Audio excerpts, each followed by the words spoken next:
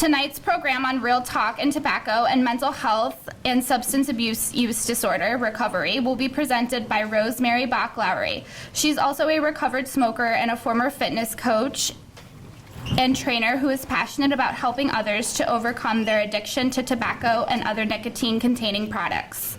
She completed her Master of Science degree in Community Health Education at Eastern Michigan University, where she focused her final research on the public health problem of smoking in individuals with mental health and substance use disorders, and discovered many common myths and misconceptions that perpetuate the culture of smoking. Rosie brings to the table a depth of both academic knowledge and personal experience of mental health issues and substance use disorders. Her own experience of recovery has inspired her to spread this message to help others. Our presentation is about to begin, so we ask that you please silence your cell phones at this time. Please join me in welcoming Rosie.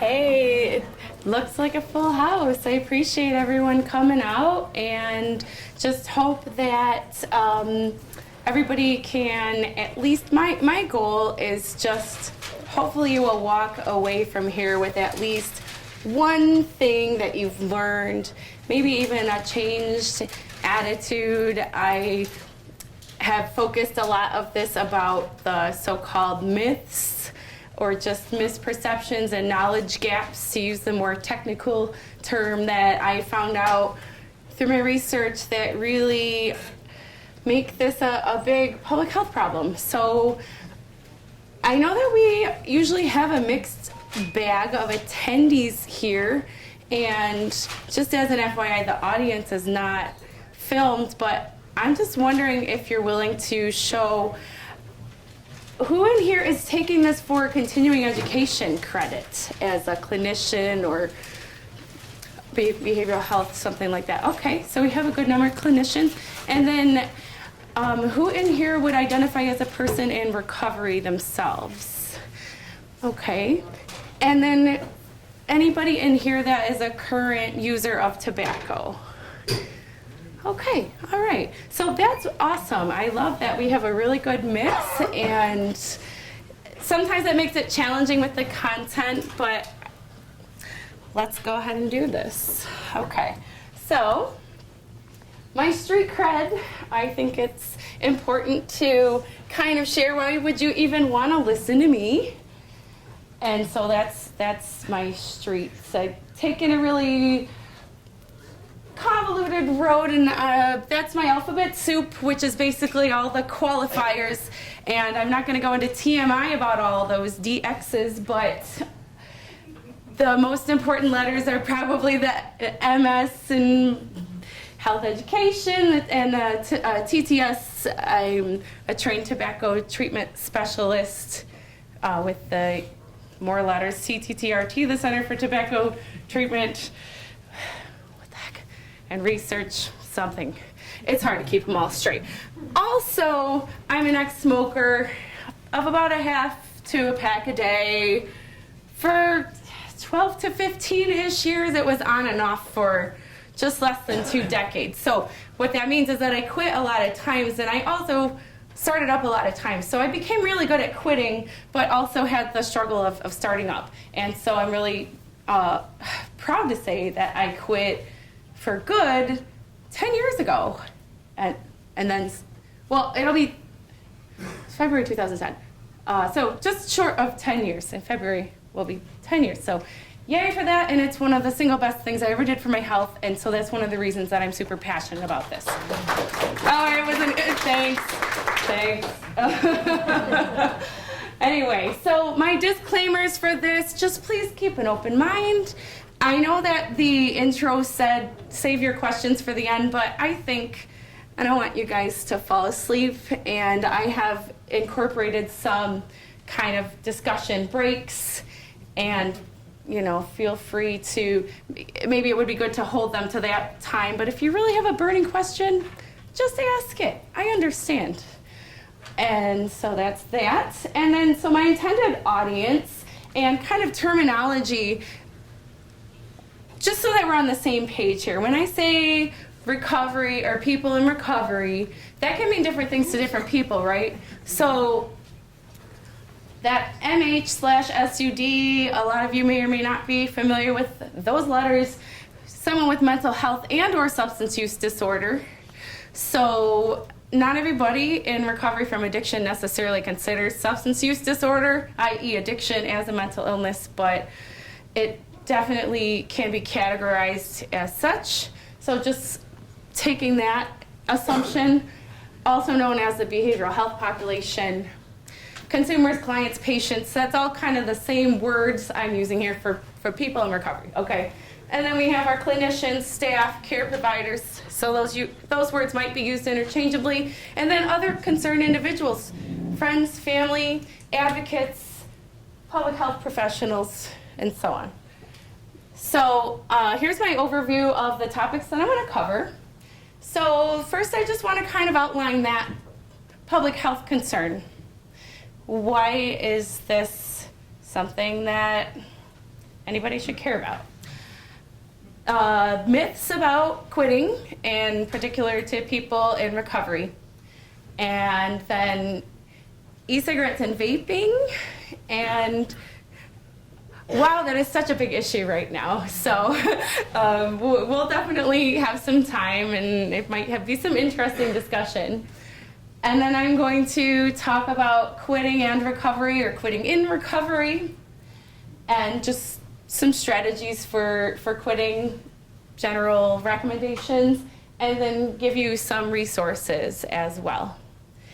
And so you know, this presentation will get posted on the site, and I will also have my email address at the end if you wanted to reach out to me directly for any more information. Okay, so the first part is the public health problem of tobacco use. If you learn only one thing from today, I'm not even joking, I tear up when I start to read this.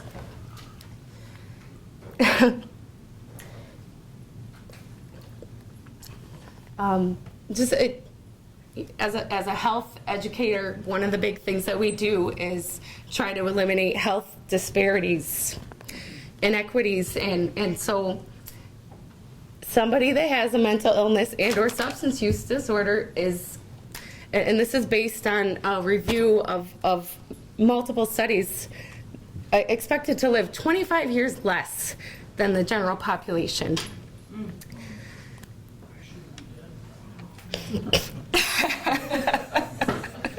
Said I should be dead by now.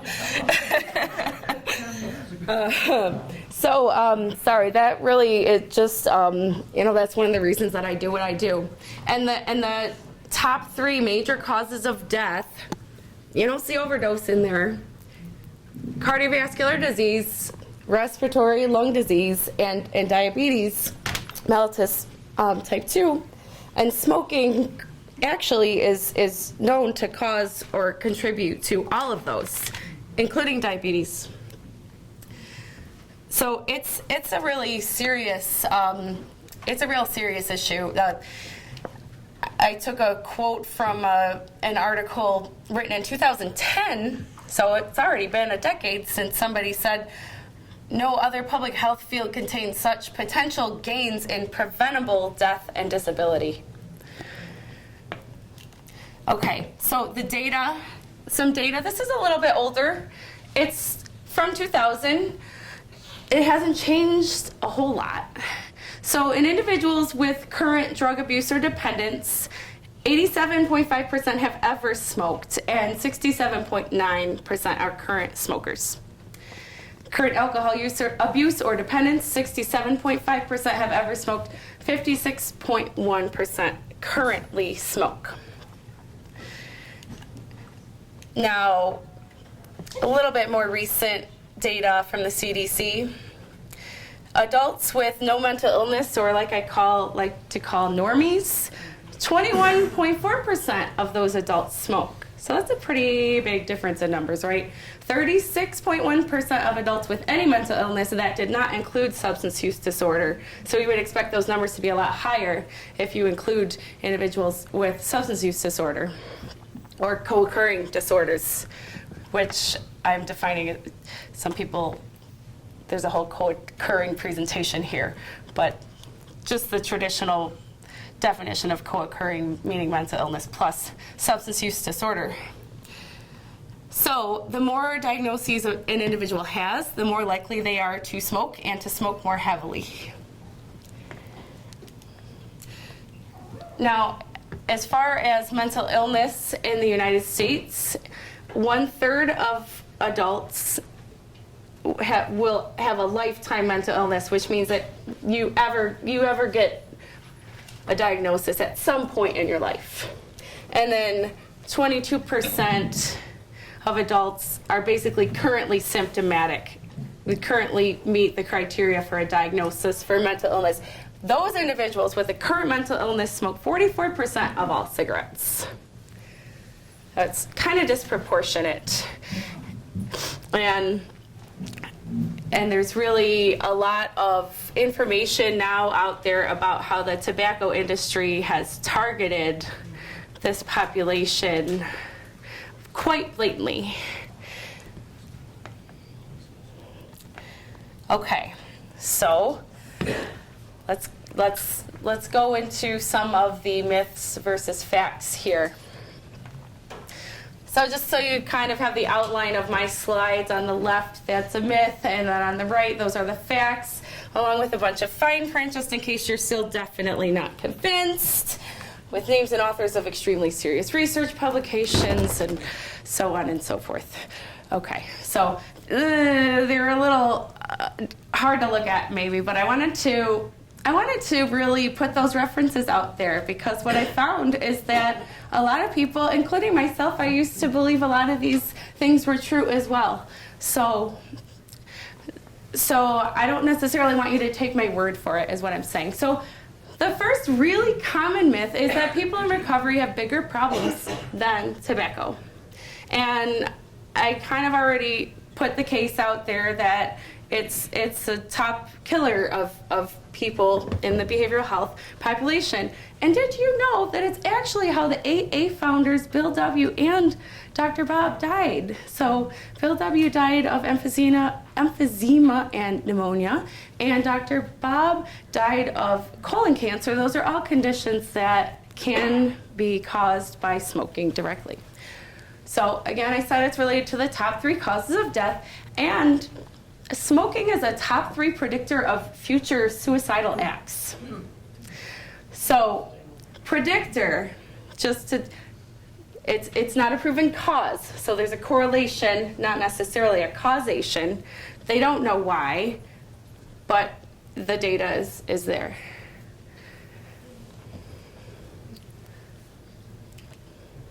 So another really common myth, maybe the most common, I think, in the recovery community, is one addiction at a time. You got to quit this first. Some people might call this serial recovery, kind of, or whack-a-mole, So we have a long-term study that it's a longitudinal study. So basically, they studied people over a long period of time and showed that smoking was associated with a greater risk of relapse. Meta-analysis, so basically that's like a study of studies, right? So it's you can refute maybe one study, maybe it's, there was this or that, but the meta-analysis looks at all the studies and only picks out the good studies and then finds the commonalities. What did they find out from all the studies? So basically, it's really solid research that says that quitters are 25% more likely to stay clean, sober in the long term. And that study came out in 2017. So basically, the bottom line is quitting tobacco does not interfere with abstinence. So conversation point maybe a food for thought would be the idea of serial recovery, like I said, kind of like one thing in series, one thing at a time, versus maybe the idea of a holistic recovery. I think that a lot of people in the recovery world lean on other addictions, like sugar, smoking, or shopping or whatever, right? So maybe with what the research suggests, maybe a more effective approach would be to work on all the things and you know, go for a walk or something. So I'm going to actually stop here, and I just want to solicit some feedback so far, if anyone has any thoughts that they'd like to share. 40 years. Okay, so that worked for you. So it's interesting. I want to comment about I was talking about the different types of research, right? Like a meta-analysis, blah, blah, blah.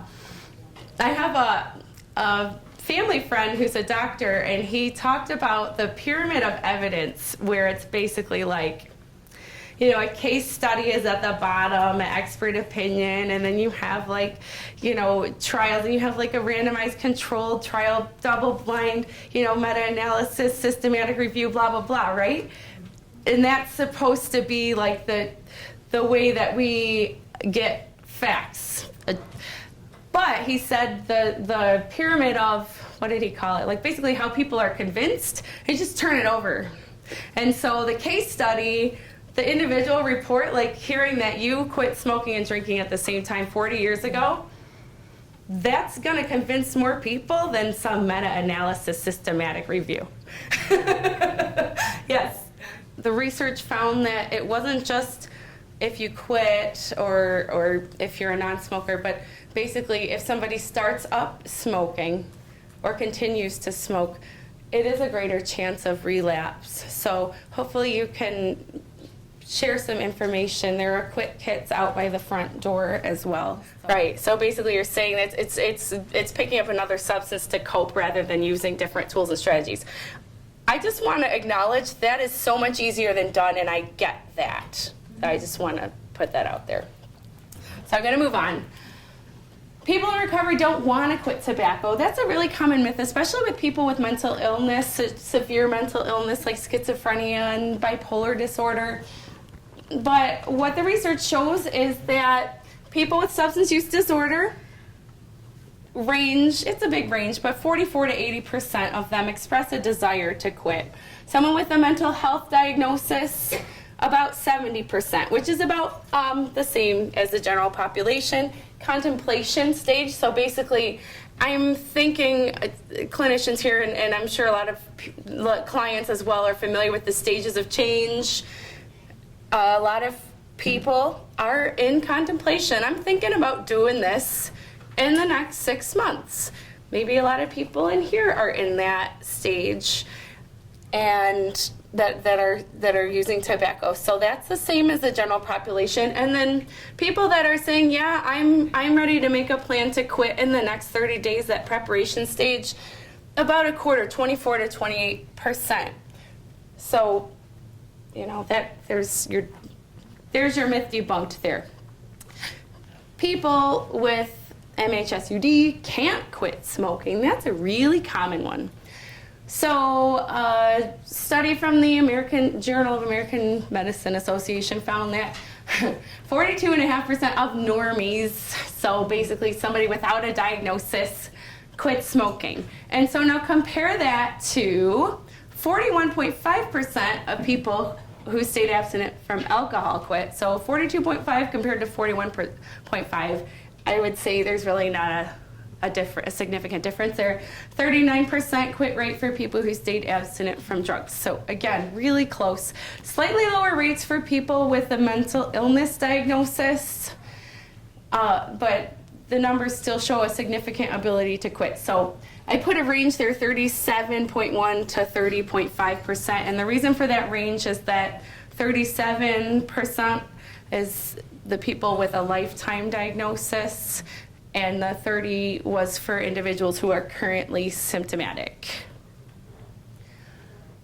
Okay, so I think this is one of the real common ones that, especially in the kind of inpatient or rehab sort of thing, right?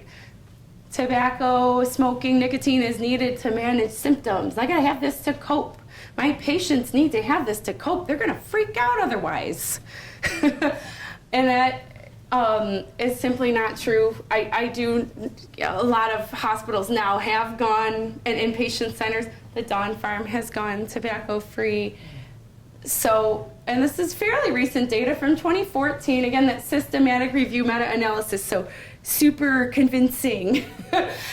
Mental health improves, but really, it looked at a lot of different studies that looked at people's mental health on different measures after quitting smoking, and it improved on all measures. So decreased depression, decreased anxiety, decreased symptoms of mixed depression and anxiety, decreased perception of stress, and then increased overall mood, increased reported quality of life.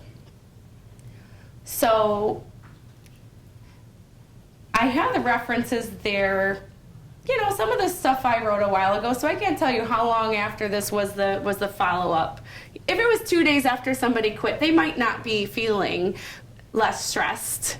But if it's 30 days, and a lot of them are looking more at the, you know, I don't think anybody that's 2 days clean from anything feels awesome, right? Am I right?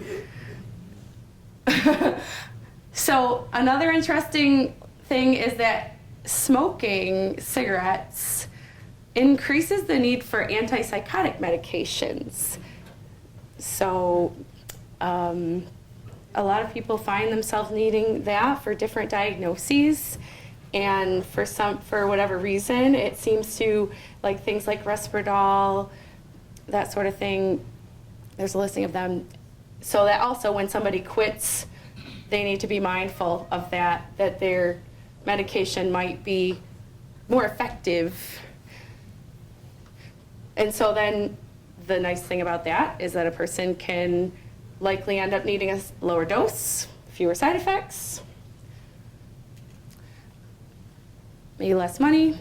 Okay, so this is also really common in the clinical side of thing, or maybe even a sponsor might say, it's not my job to help someone quit tobacco. And so the argument is that the behavioral health staff, you really have the ideal skill set. And I would also say anybody that sponsors someone in recovery, you might be your client's, so this is targeted toward the clinicians, you might be your client's primary health provider. A lot of people in the behavioral health population, that is their primary care provider is going to be that community mental health, their psychiatrist, that sort of thing. And then the greater a frequency of contact means more success.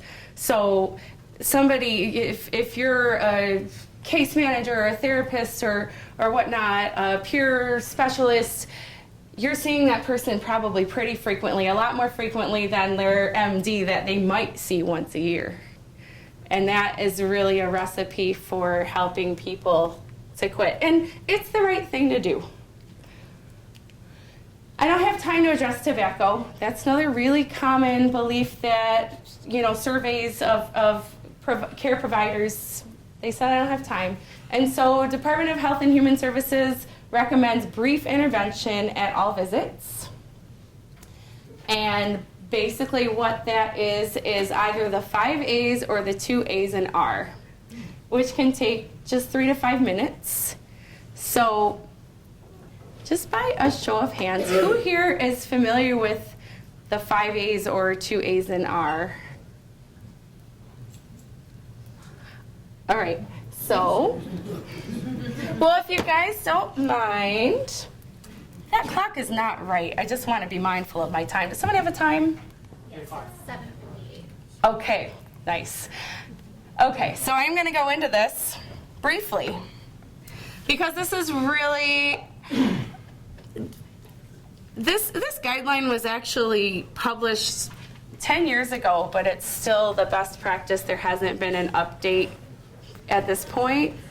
And so that 5 A's is basically to ask someone about their tobacco status at every visit.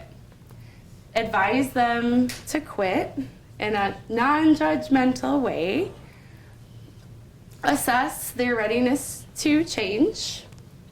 Assist them, that's basically based on where they're at. And then arrange follow-up.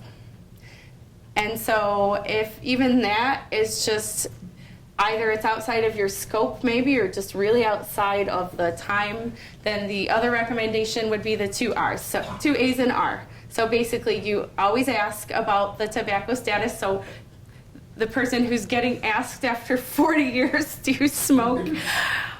That's probably one of the reasons your care provider is doing this on some level. Advise to quit and then refer to somebody for basically the other 3 A's.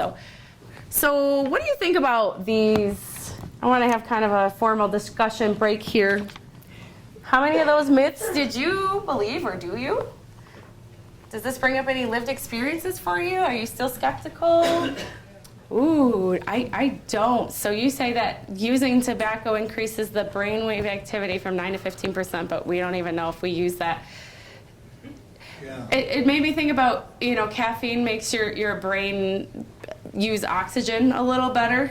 So, but I've never heard anything one way or the other about that, so I can't really comment on that. This is just purely anecdotal. My experience is that even those that put up the wall, a lot of the time on some level they do want to quit. Maybe they've tried a lot of times and they're discouraged. It's just like any other addiction, I think. I think that might be the crux of the issue. And so basically, and I found an interesting article on the internet of somebody in recovery kind of talking about that same sort of thing, that the enmeshment of the addictions, that somebody who's drinking, using, the smoking goes hand in hand. And so if someone puts down the substances and continues to smoke, like separating them out, it's not really addressing, because that drug-seeking behavior is still happening. And I think that probably explains why the risk of relapse is higher. So if anybody wanted a link to that article, I can send it. So this is kind of it's hard to read that, I guess. It's a big, big issue, right? So when I agreed to kind of modify the presentation, and people last year's series wanted to hear more about e-cigs and vaping, and I said, yeah, sure. And then it's just blown up in the news since then, and so I thought, oh my gosh, I'm over my head. It's opening up a can of worms, But alas, that's what my clip art means, Pandora's box and all that. And I thought, well, I kind of know the stance that the things that I learned with the tobacco consultation service, and it's got some of the same harmful things as cigarettes, and it's not recommended as a cessation device, and so on and so forth. And having seen a couple of patients actually in the hospital that had that vaping related illness, seeing somebody with a collapsed lung. At the same time, once I started to dig into it more, that's all true. At the same time, even the CDC says that it is probably harm reduction, and that if somebody is not going to quit cigarettes, then if they were to completely switch to vaping. But the bottom line is that we just don't really know. So I'm gonna show you this video that basically illustrates that. In a wild turn of events, animals are demanding Juul not test on humans. Mario? No one knows the long-term effects of juuling, so any human who uses one is being used as a lab rat. Thank you. Let's hear from Doug the Pug and his fellow protesters. I will never stop fighting Juul. Or the mailman. Nicotine is trapping humans in a grueling cycle of addiction. Oh, excuse me. Thank you, Cupcake. Fact, no one knows the long-term effects of juuling. Do you? So that kind of sums up my point of view in a word, but I'm going to delve into it a little more. So is it what's sort of known and what nobody really knows yet? All right, so the chemical content, this was on the learning objective, so I feel like I need to address it. Of most e-cigarettes are going to have propylene glycol, vegetable glycerin, flavorings, most, but not all, have nicotine and other ingredients. So PG and VG are generally recognized as safe for human consumption by FDA in moderate quantities. The studies that have been done are limited in duration, such as 90 days in lab rats, and not always including the combinations of ingredients that you actually will find in the products, and the combination actually can have different effects than the ingredients separate. And also I want to point out that I think we all know the FDA has a history of generally recognizing certain things as safe and then changing their mind, getting more information, more information that from humans. I think about that Accutane that people used to take for acne, and then they took it off the market because it shrinks people's testes. Well, maybe we don't want that to happen, so sorry. So the FDA regulation of ENDS, so getting into that regulation thing. So an END is what they call it. It's an electronic nicotine delivery system. Okay, so it's been officially regulated as a tobacco product since 2016 by the FDA Center for Tobacco Products, which was that Center for Tobacco Products is something that came about by a law passed during President Obama's term in 2009 that basically allowed the Food and Drug Administration to regulate tobacco products and to basically define categories of regulation for them. So basically the tobacco product, what that means is it's in the same category as cigarettes. Okay, so that means that it's not categorized as like a quit smoking device, a medical device, so it's not subject to the more rigorous standards. And I know I said something offhand about the Accutane, and certainly that's always something we want to keep with a grain of salt of when something is approved or not, but I think having something been tested and proven, like the medications for smoking cessation, nicotine replacement therapy, I will say, we know that that is safe. So, and that it works. So, talking about those categories, this is like a really, just to put my head around this, I'm not trying to get too into it, but it's just like it's such a current issue. So the modified risk tobacco products is a category, or it's a definition by the FDA.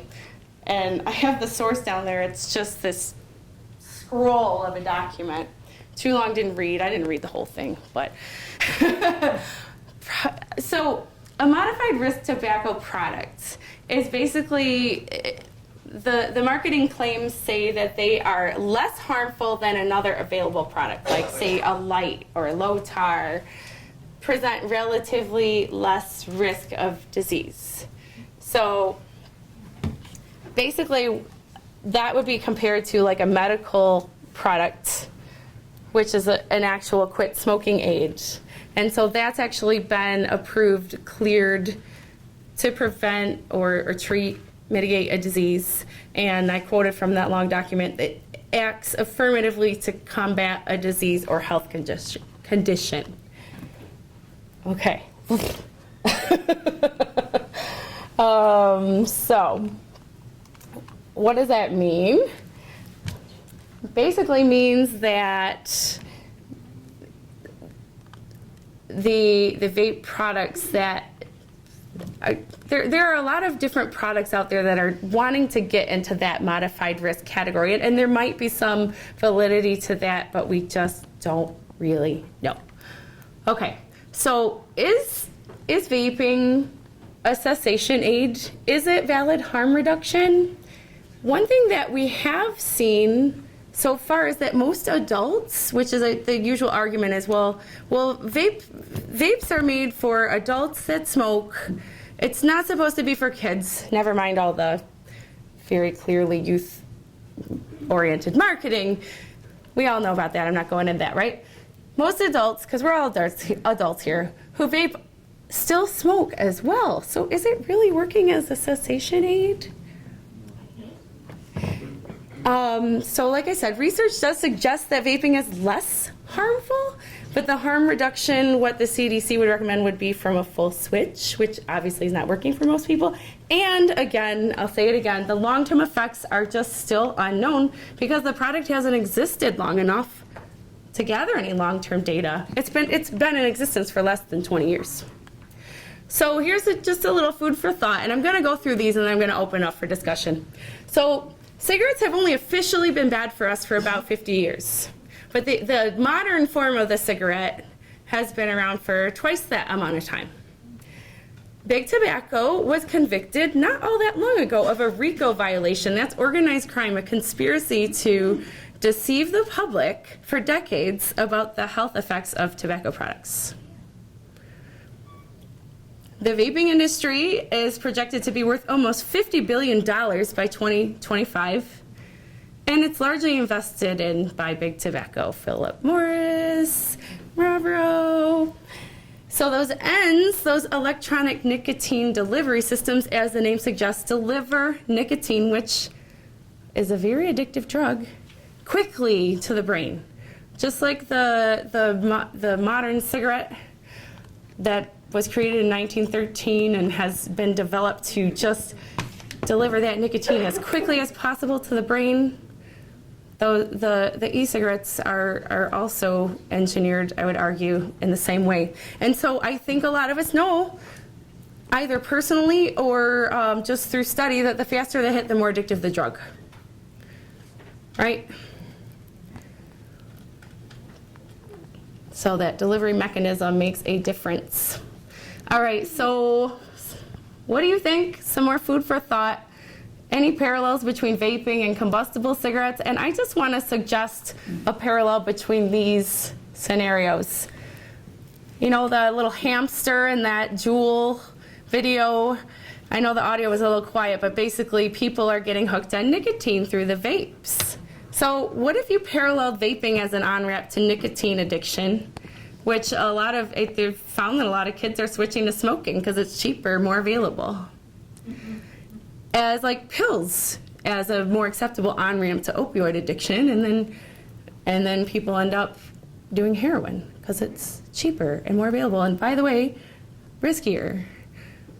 Same with the cigarettes. So anyway, I'm gonna open it up for a little bit if anybody has comments. Have I heard of mold growing in someone's lungs? I went to a forum a week or two ago in Garden City, the community coalition that was all about vaping in youth. And there was a doctor there who was explaining some things about the lung. And I asked, well, what, if anything, is the risk or benefit of just inhaling vapor, pure vapor? And he said, well, you know, in a medical context, sometimes people will inhale purified, sterilized water vapor to open up the lungs. Of course, we know that there's other things that are, in e-liquids and whatnot, and apparently just about 10 or so puffs is enough to coat the surface of all of those little sacs, the alveoli where the air exchange happens, to coat it, which I would think would affect a lot of things. Again, not to be a broken record, but we really just don't know.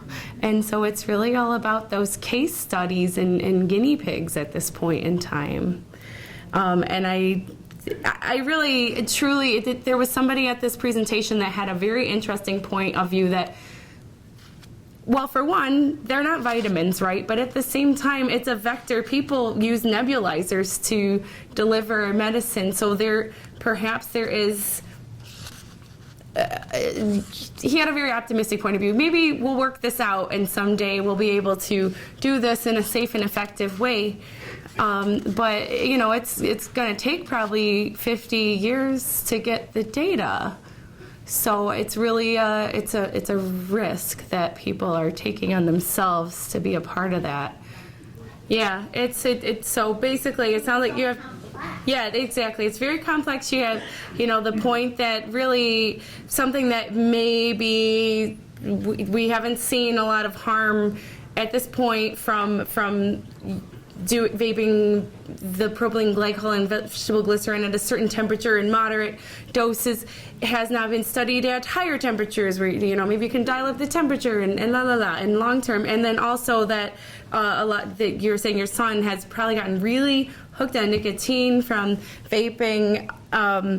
And so I'm basically the fact that it's regulated by the FDA doesn't mean that they actually know what's in everything. Some of the products that even claim not to have nicotine have been found to have nicotine. Some of them have extremely high amounts of nicotine, and it goes down really smooth, so it's easy to probably have a lot, kind of like a bong, instead of it doesn't have that throat hit, so you can have a lot more. I don't mean to be flippant, but I think there's probably some truth to that, and you're right. It is basically people are getting really hooked on nicotine, and that's a really addictive chemical. I'm going to move on to a smoke and vape break. I'm just kidding. I just had to put that in there. And actually, we only have about 25 minutes left, and I want to zoom through the parts about cessation.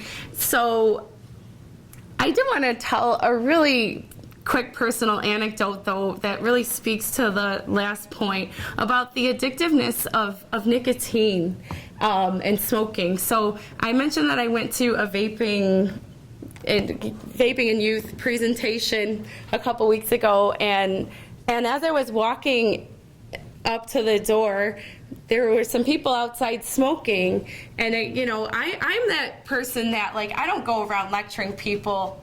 I don't. I'm not that ex-smoker. I refuse to be that person. But I really hated smoking in a lot of ways. I hated the way I smelled. Most of the time I don't like to be around it.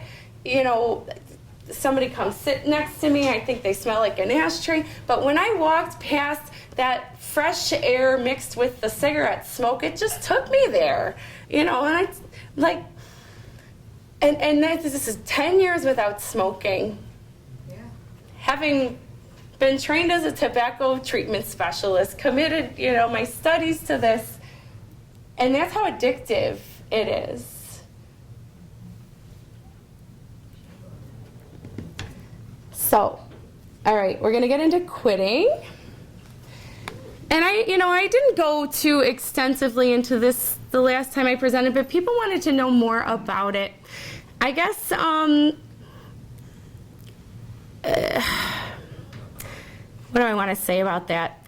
Basically, what has been shown to work for everyone works for people in recovery. So the general best practices are counseling, telephone quit lines, nicotine replacement therapy, and pharmacotherapy. So basically things like Wellbutrin, Chantix. There are one or two others that are sometimes used off-label. So those are the things that really work, and then there's a million different behavioral strategies. So the things for clinicians, in particular, motivational interviewing is really great for any kind of behavior change. It's all about not judging, it's about reflecting what the person says, it's about the ideas come from them, that basically deep down that they have what they need to make the change, and you're not in the expert chair talking down on them, but if they are in a point where they want some information or some help, you can give that to them. So that also goes along with those trans-theoretical model, or the stages of change, tailored interventions, cognitive behavior therapy, support groups. And again, like I said, the behavioral health providers are in a key position to help just because of the frequency of contact and the skill set and even existing structures like other groups and so on. So, like I said, the more points of contact means greater success. The brief intervention, I am going to go into this quickly. So the 5 A's: ask, advise, assess, assist, arrange, or 2 A's and R, ask, advise, refer. So basically, how is that broken down? So you want to identify and document tobacco use status at each client visit. So you just ask, super neutral, ask about tobacco use. Advise to quit in a clear, strong, personalized manner, non-judgmental. So say, I really would advise you to quit. It would help your asthma, or whatever is personalized to the person, or it can help you stay sober. Assess the willingness to make a quit attempt. So there are a lot of ways to do that. That's probably within your tool belt as a behavioral health practitioner.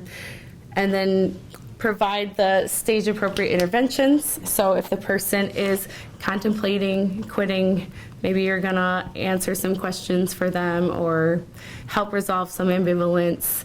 If they are preparing, then you're gonna help them make a plan and arranging follow-up that's appropriate to their next steps. I'm going to pause there for a second and ask if any of the clinical people have questions about this, because I'm not spending a lot of time on it. Okay. All right. So what are some of the unique challenges faced in recovery as far as trying to quit tobacco, nicotine? I've been using all this interchangeably.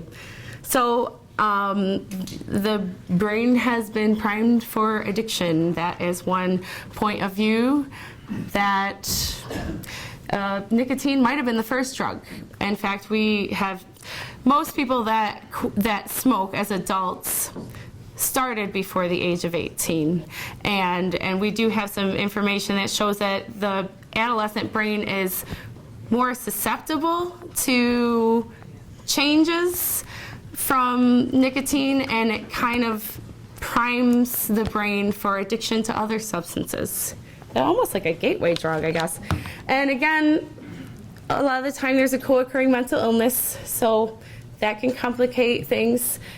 The acceptance in the culture, like we talked about, maybe because of that acceptance, maybe there's frequent triggers, secondhand exposure. I can't go to the Narcotics Anonymous meeting that claims to be smoke-free without walking through 30 people outside the door that are smoking.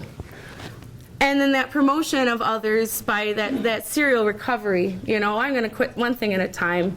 I'm just going to like guzzle Red Bull and candy and chain smoke for now. You know what I'm saying. Okay, so on the bright side, I want to leave this on a happy note. So people in recovery have a really strong reason to quit tobacco, right? To stay clean and sober. You almost certainly have a toolbox already of recovery tools and self-care that you've used to get to where you are today. So use whatever is keeping you sober, outside of smoking, to help you live free of tobacco. And now we know that actually continuing to smoke isn't helping you to stay sober. On some level, it's keeping those circuits alive. So Kevin McCauley, is that his name? Yeah. He's got a some great content out there on YouTube that speaks to this point. Go ahead. Yeah, okay, no, I like that image too. So continuing to you said people that quit alcohol and drugs and continue to smoke or use tobacco are keeping the pilot light of the addiction lit.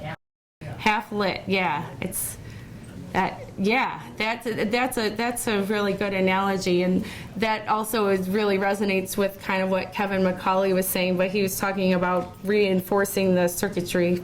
That's a better analogy. Okay, so this is a really text-laden slide, so I did break it up. So these are just some of the targeted tips and techniques from the books. So like I said, the general strategies that work for everyone: one-on-one counseling, motivational interviewing, stage-based, targeted interventions, group support is great. The telephone quit lines, there's also apps and text-based things for that now. medications like Chantix, Wellbutrin, a couple of off-labels that your doctor might know about, and then that nicotine replacement therapy, which is classified as, you know, a medication by the FDA. It's not a tobacco product. So the stuff you can get over the counter, you can get the patch and gum, lozenge. There's an oral spray that you can also get over the counter. I was talking about that, like HIT, you know. One of the reasons that people struggle with the nicotine replacement is that the patch is like this low and slow thing that just kind of takes off the edge, and it doesn't do anything to the brain like a HIT from a smoke or a vape does, right? Because and so that's where a lot of the time we'll supplement with something like the gum or lozenge, or the oral spray actually hits the system faster, and that's a newer one. And then the nicotine inhaler, which is a misnomer because it isn't actually inhaled. It's like sucked in like a straw kind of thing, and that's prescription only. It's not super common, but it is available by prescription, and sometimes when people have that kind of hand-mouth thing, that really helps them.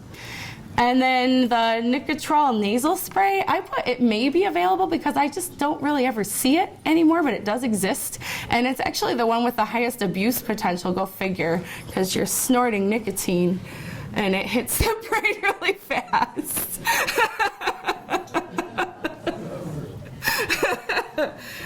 Anyway, any questions about that so far? You guys just please feel free to just raise your hand at this point because I want to make sure that I cover the content. Okay, so further suggestions for individuals in recovery, peer-to-peer support. So beyond just like counseling groups, that peer-to-peer can be very effective as well. And there's a program that I have in my resource list called Choices, and it's basically consumers helping other individuals. So it's a peer-to-peer smoking cessation program that is one way that people say, like in a behavioral health setting, can get extra insight and training on that. So individuals with that MHSUD, it's been shown that they might benefit from taking the quit smoking meds longer than normies, so up to twice as long, like say taking Chantix for 6 months instead of 3. And that has been shown to be safe and effective. Of course, like anything, you have to talk to a doctor, weigh out the pros and cons and potential side effects and all that. And then, of course, like I said, there are text-based and app-based quit resources. Nicotine Anonymous. And avoid smoky places and faces, if at all possible. So that's just like they say, avoid wet places and wet faces. It's really, you know, the same thing with smoking. Why put yourself in the position if you don't have to? Okay, so this one's really from an expert, targeted tips and techniques. Trust me, I'm an expert. Okay, so work the 12 steps on tobacco or nicotine, especially that first step. Admitted we were powerless over nicotine and that our lives had become unmanageable. Right? If somebody is continuing to smoke when they're on oxygen or when they have lung cancer or even like less severe things, I think that really demonstrates that. And then look for in-person or remote meetings of Nicotine Anonymous. Yep, it's a thing, like I said. For me personally, that really, I didn't realize it was the first step, but that was one of the things that really got me. I mentioned that I quit a lot of times, and I started up a lot of times. That's that last bullet point there, complete abstinence. 1 is too many and 1,000 never enough. So it was like, I could quit for 2 years, 9 months, 3 months, whatever. I'll just have 1. Oh, no. Nope, it doesn't work that way. So that's my experience. So take your meds, meditation, exercise, diet, healthy diet, and sleep. Just simple self-care, but really Oh, I see. So you're saying someone comes to the doctor with a serious lung issue affecting their breathing, and the doctor says, "I told you to quit smoking. Now here's this nebulizer to help you breathe," and then so it could be considered enabling behavior. Well, I would argue that the doctor's primary, Hippocratic oath or whatever is to do no harm, and so they're not going to allow the person to wheeze on the floor and die because they didn't quit smoking. They're going to give them the treatment and hopefully refer them to some tobacco treatment. That's, but I can see where you're saying.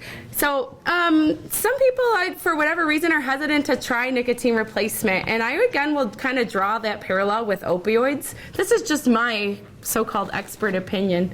So, but really, the nicotine replacement manages the withdrawal symptoms to increase, your chance of abstinence. One of the articles I was talking about earlier, basically, it will allow your head to think just a little bit clearer so that you can get that abstinence under your belt. Consider it maybe a parallel. I know there's a lot of different points of view about this for medication assistant treatment, Suboxone. But for some people, that is what gets them off of, heroin that potentially, could have fentanyl, they could overdose and die, So it's that harm reduction idea. And it doesn't have to be, and it's not normally meant to be for life. The patch, gum, whatever. It's not really meant to be for life.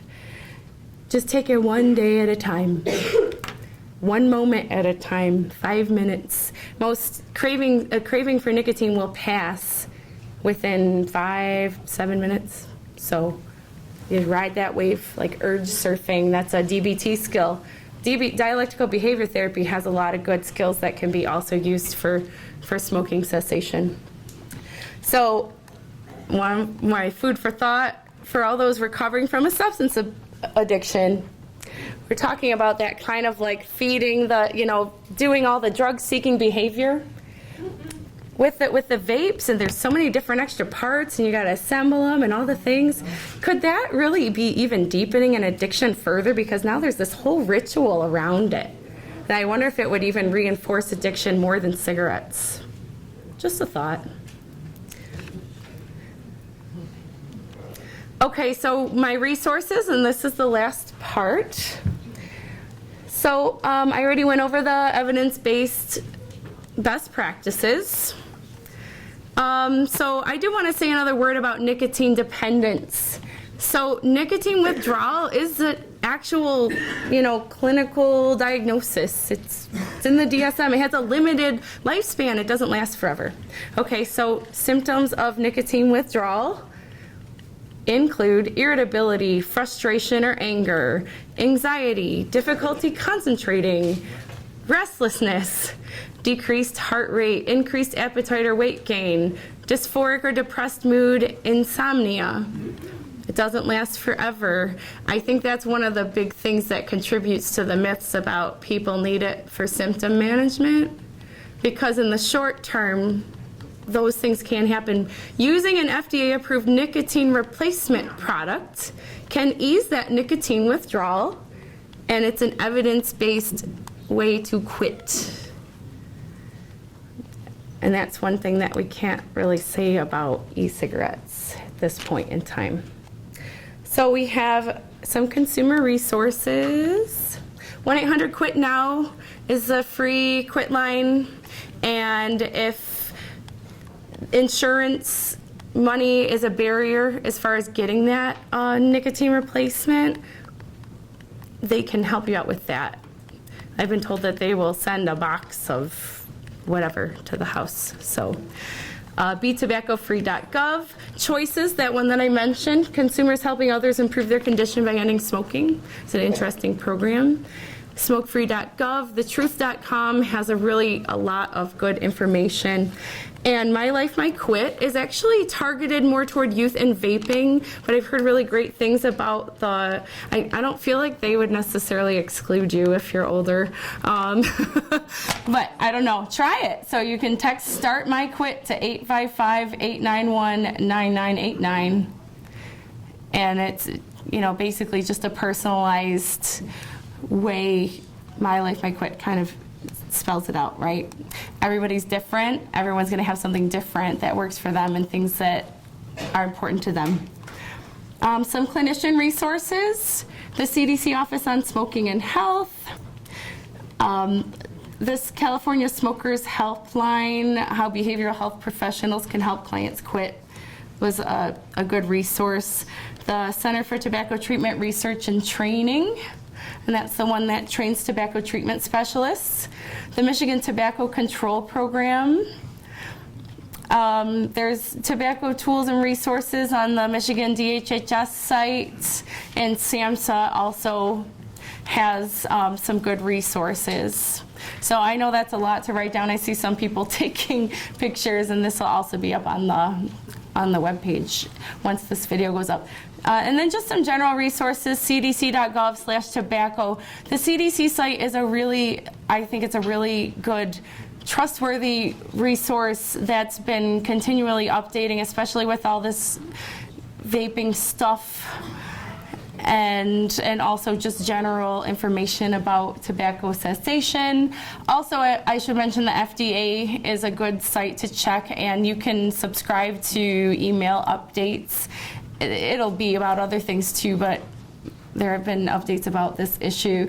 Truthinitiative.org, thetruth.com, cancer.org, that's the American Cancer Association, heart.org, American Heart Association, and lung.org, American Lung. So basically the bottom line here is people in recovery can and do quit tobacco.